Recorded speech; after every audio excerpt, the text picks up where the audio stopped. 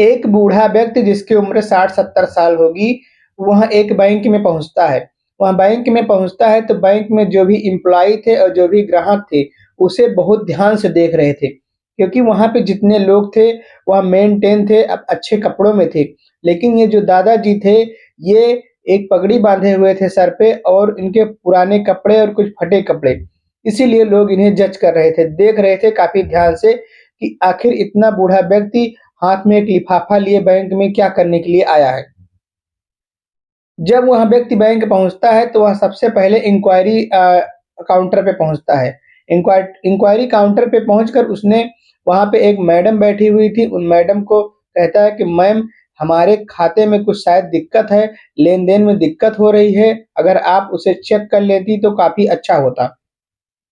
इस लिफाफे में हमारे सारे डॉक्यूमेंट्स हैं।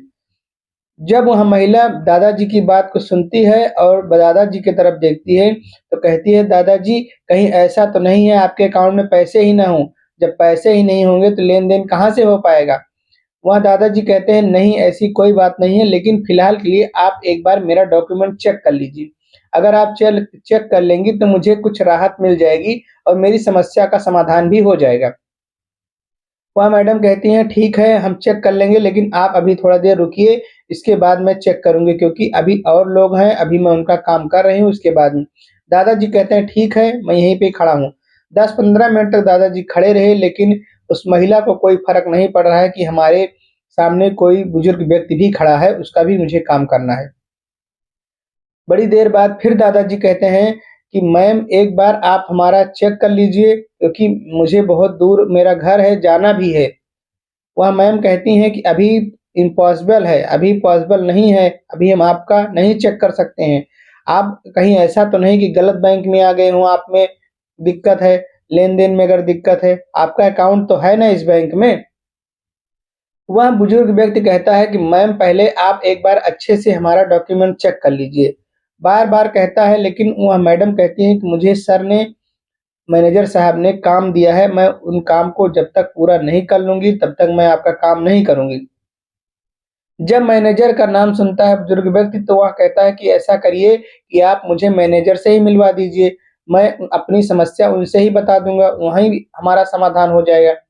लेकिन बार-बार कहने पर वह महिला सुन नहीं रही थी। आखिरकार जब महिला परेशान हो गई, तब उसने जो वहाँ पे फ़ोन रखा था, वहाँ से फ़ोन करती है मैनेजर साहब के केबिन में और पूरी बात बताती है कि एक व्यक्ति है जो आपसे मिलना चाहता है।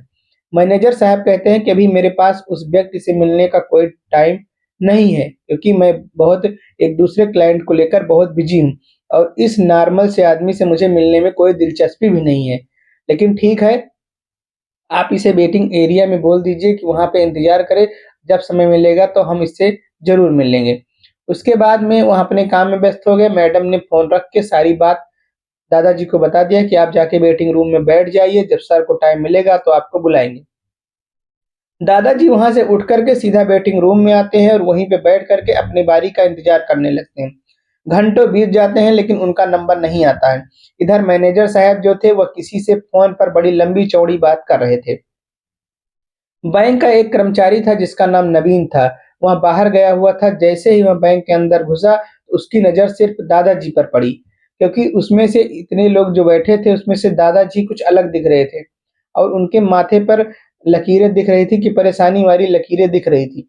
वह दादाजी के पास बैठ पहुँचता है और प्रेम से बैठकर पूछता है कि दादाजी आपको क्या प्रॉब्लम है? कुछ दिक्कत है क्या आपके खाते में? वह कहता है बेटा जो भी दिक्कत है पहले आप मुझे एक काम करिए अगर मैनेजर साहब से मुलाकात करवा देते तो बहुत मेहरबानी होती। वह कहता है नवीन कहता है ठीक है दादाजी आप इंतज़ार करिए मैं कोशिश करता हूँ कि आपकी मुलाकात मैं मैनेजर साहब से ज़रूर करवा दूँगा, जिससे आपकी सारी समस्याएँ खत्म हो जाएँ। वह अंदर केबिन में जाता है तो देखता है मैनेजर साहब किसी से फ़ोन पे बात कर रहे थे। उसके बाद में होल्ड करते हैं, कहते हैं हाँ नवीन बताओ क्या काम है? तो नवीन कहता है कि सर वह जो बाहर व्यक्ति बैठे हैं दादाजी, वह आपसे मिलना चाहते हैं।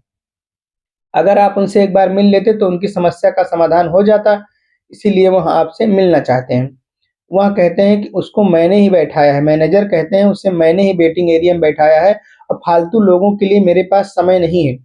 ऐसा करो कि आप दूसरा कोई काम कर लो, अभी मुझे उसमें कोई दिलचस्पी नहीं है। मैं किसी बड़े क्लाइंट से बात कर रहा हूँ, आप दूसरा काम करो, उनसे बाद में देखा जाएगा।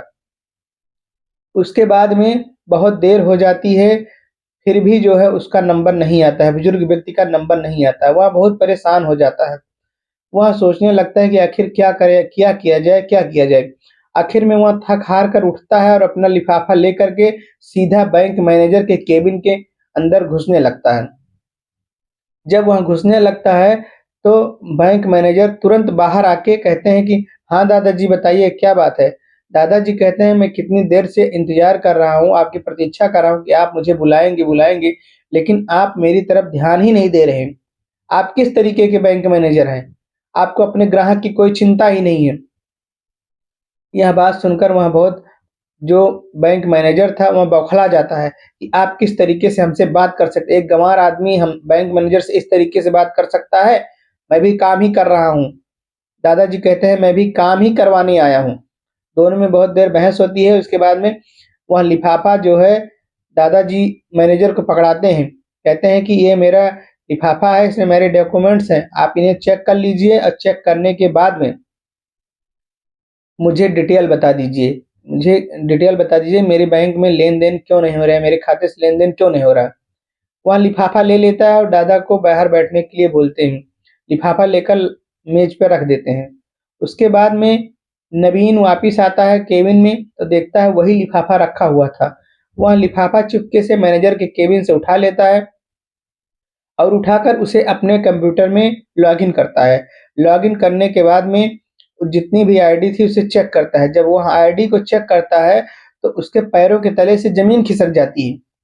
ऐसा कुछ उसमें निकलता है कि वह सोचने पे मजबूर हो जाता है, लेकिन उसने यह बात किसी को बताई नहीं। जब वह चेक करता है तो उसे पता चलता है कि 60% से अधिक शेयर उस बुजुर्ग व्यक्ति के इस बैंक में हैं, यानी आधे से ज़्यादा का मालिक वह खुद ही है इस बैंक का। यह सब देखकर वह हैरान हो जाता है। उसने और भी सारे डॉक्यूमेंट्स चेक किए, तो उसे पता चला कि यह बैंक के असली मालिक ही यही हैं, क्योंकि जिसके पास 60% से अधिक शेयर हो, बैंक का मालिक वही है। उसके बाद में वह जो है, सारी डिटेल्स की कॉपी निकालता है और सर के केबिन में आता है, मैनेजर साहब के केबिन में आता है। जब मैनेजर साहब के केबिन में आता है, तो वह उस डॉक्यूमेंट को दिखाने की कोशिश करता है कि सर आप इसको एक बार देख लीजिए। लेकिन इधर फ़ोन में बिज़ी व्यक्ति जो मैनेजर साहब थे, इन्होंने उसे इग्नोर कर दिया और वो जो फ़ाइल उसने दिया नवीन ने, उसे वहीं टेबल पर रखकर और फ़ोन में वापस लग गए। लेकिन नवीन ने ये सारी घटना किसी को बताई नहीं कि आखिर में यह वृद्ध व्यक्ति कौन है, कौन नहीं है। जब वहाँ वृद्ध व्यक्ति का शाम हो गया, सब लोग लगभग-लगभग बैंक से चले जा चुके थे। उसके बाद में वह बुजुर्ग व्यक्ति उठा और मैनेजर साहब से कहता है कि सर आपने मेरा जो मैंने लिफ़ाफ़ा दिया था, क्या आपने उसे चेक किया? मैनेजर साहब कहते हैं मेरे पास फालतू का समय नहीं है चेक करने का। मुझे और भी काम है, और भी हमारी बड़ी-बड़ी पार्टियाँ हैं। मैं तुम जैसे गँवारों के अकाउंट में नहीं पड़ना चाहता हूँ। उसके बाद में मैनेजर साहब फिर अपना काम करने लगते हैं। वृद्ध व्यक्ति जो था, यह जो है वहाँ से निकलता है और जाते-जाते कहता है कि इसका खामियाज़ा आपको भुगतना पड़ेगा। आपने मेरे साथ बहुत गलत किया है और आपके साथ बहुत गलत होगा, तभी आप समझ पाओगे। इसके बाद में बैंक के अंदर से वहाँ चला जाता है। इसके बाद अगले दिन वह व्यक्ति, बुजुर्ग व्यक्ति उसी टाइम पर जिस टाइम पर वह बैंक पहुँचा था, उसी टाइम पर वह अगले दिन बैंक पहुँचता है। लेकिन आज उसके साथ एक और व्यक्ति था, जो कि सूट-बूट में था। जब दोनों वहाँ पहुँचते हैं, तो उनको देखकर फिर जो कल व्यक्ति वहाँ पे थे, वह लोग भी देखने लगते हैं कि यह बुजुर्ग व्यक्ति कल भी आया था और आज भी आया है। आज आया है तो इसके साथ में एक जो व्यक्ति है, यह कौन है?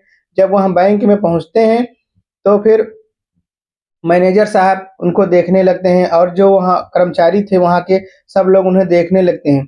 उस जो व्यक्ति था उनके साथ में, उसके हाथ में एक बैग भी थी, एक सूटकेस था और सूटकेस लेकर जब बैंक में पहुँचते हैं, तो सब लोग उन्हें देखने लगते हैं। उसके बाद में वह बैंक मैनेजर को बुलाता है, बैंक मैनेजर आता है जब उसके पास तो कहता है कि दादाजी जब मैंने आपको बता दिया कि आपका इस बैंक में कोई खाता ही नहीं है, आपने उसमें पैसे ही नहीं, जब खाता नहीं है तो पैसे कहाँ से होंगे? तो आप क्यों आए हैं? दादाजी कुछ नहीं बोलते हैं और सिर्फ वो यह कहते हैं कि नवीन तो जान ही जाता है। नवीन को तुरंत पता चल जाता है कि दादाजी कौन है, उसको तो पता ही था पहले से। और एक जो है, जो फ़ोटो कॉपी करके अगले दिन वो रखा था नवीन, वह लाके बैंक मैनेजर को दे देता है। इधर दादाजी कुछ पेपर निकाल रहे थे अपने में से, अपने सूटकेस से, इधर नवीन भी एक पेपर लाके बैंक मैनेजर को दे देता है। बैंक मैनेजर को जब यह पता चलता है कि ये बैंक के असली मालिक तो यही हैं, उसके पैरों के तले से ज़मीन खिसक जाती है। वह माफ़ी माँगने लगता है कि हमसे बहुत बड़ी गलती हो गई, अब ऐसा नहीं होगा, हमने आपको हम पहचान नहीं पाए आपको। मतलब कि हर तरीके से वह माफ़ी माँगने की कोशिश करता है। दादाजी कहते हैं इसमें माफ़ी माँगने वाली कोई बात नहीं है। आपने इतनी बड़ी गलती की है तो मैं माफ़ी कैसे दे सकता हूँ? आपने कल मुझे पहचाना नहीं और आज आप माफ़ी माँग रहे हैं। हमारे बैंक का रूल है कि यहाँ चाहे करोड़पति हो और चाहे गरीब हो, बैंक सबके लिए सामान्य कार्य करता है। शायद आपने नोटिस शुरुआत में नहीं पढ़ा है, इसलिए आप इस तरीके से काम कर रहे हैं। उसके बाद में एक लिफ़ाफ़ा निकालते हैं और जिस लिफ़ाफ़े में लिखा हुआ था कि तुम्हें बैंक मैनेजर की पोस्ट से हटाया जा रहा है और तुम फील्ड का काम देखोगे। मैनेजर साहब बहुत गिड़गिड़ाते हैं, लेकिन वह दादाजी नहीं मानते हैं और कहते हैं कि जो है, मेरा जो फैसला है वह अटल है। मैं अपने ग्राहकों के साथ ऐसा बर्ताव महसूस नहीं कर सकता हूँ। उसके बाद में एक लिफ़ाफ़ा और निकालते हैं और नवीन को पकड़ाते हैं और कहते हैं कि आज से इस बैंक का नया मैनेजर नवीन होगा। क्योंकि नवीन जो था, वह एक अच्छा और सुलझा हुआ व्यक्ति था, ईमानदार व्यक्ति था और उसके कार्य से दादाजी काफ़ी प्रभावित हुए थे। क्योंकि जब बैंक में उसने एंट्री मारी थी, उसके पहले ही, सबसे पहले वह दादाजी से ही आके मिला था। इसी की वजह से आज उसे बैंक मैनेजर बनाया गया और जो बैंक मैनेजर थे उन्हें फील्ड का काम दे दिया गया कि फील्ड का काम करिए। दादाजी ने कहा, मैं तुम्हें निकाल तो नहीं रहा हूँ, पहली गलती है, लेकिन मैं तुम्हें फील्ड का काम दे रहा हूँ। उसके बाद में वहाँ मैडम के पास जाते हैं और मैडम को भी वार्निंग देते हैं, भविष्य में अगर ऐसा किसी ग्राहक के साथ किया तो मैं बख्शूँगा नहीं किसी को, मैं सारे स्टाफ को भी बता दे रहा हूँ। इधर बैंक मैनेजर जो था वह काफ़ी हाथ-पैर जोड़ता है, लेकिन जो वहाँ मालिक थे, जो दादाजी थे, उन्होंने कहा, अब मैं अपने फैसले पे अडिग हूँ। मुझे फैसले में कोई दिक्कत नहीं है। मैं जो एक बार सोच लेता हूँ, ठान लेता हूँ, वही करता हूँ। उसके बाद में वह चेतावनी देते हैं, कहते हैं कि अगर आप लोग अच्छे से नहीं काम करते हैं, तो आप सबके साथ ऐसा होगा। मैं बीच-बीच में किसी न किसी को भेजकर बैंक की स्थितियाँ जानने की कोशिश करूँगा और मैं मालिक नहीं हूँ कि एक बार मैं बैंक खोल दिया तो उससे मतलब ही खत्म कर दूँ। मैंने बैंक खोला है ग्राहकों के लिए, अगर मुझे ग्राहकों को यहाँ कोई सुविधा नहीं मिलेगी, तो हमारे बैंक में क्यों खाता खुलवाने आएँगे, क्यों पैसे जमा करने आएँगे? इसके बाद में बीच-बीच में दादाजी किसी न किसी को भेजते रहते थे। बैंक वाले भी सुधर गए थे, उन्हें भी डर था कि कहीं कोई आ न जाए, कहीं कोई आ ना जाए, मेरी नौकरी चली जाए, सब कुछ व्यवस्थित हो गया। तो आप लोगों को यह कहानी कैसी लगी हमें कमेंट में ज़रूर बताएँ और किस तरीके से दादाजी एक गरीब आदमी बनकर गए जो कि बैंक के मालिक थे, उन्होंने बैंक के कर्मचारियों को सबक सिखाने के लिए जो यहाँ अपना रूप धारण किया था, उसके लिए आप क्या कहेंगे? और बैंक जाने पर किस तरीका का व्यवहार होता है, आप लोग कमेंट में ज़रूर बताएँ। अगर आप हमारे चैनल पर नए हैं, चैनल को लाइक करिए, शेयर करिए और सब्सक्राइब करिए। धन्यवाद।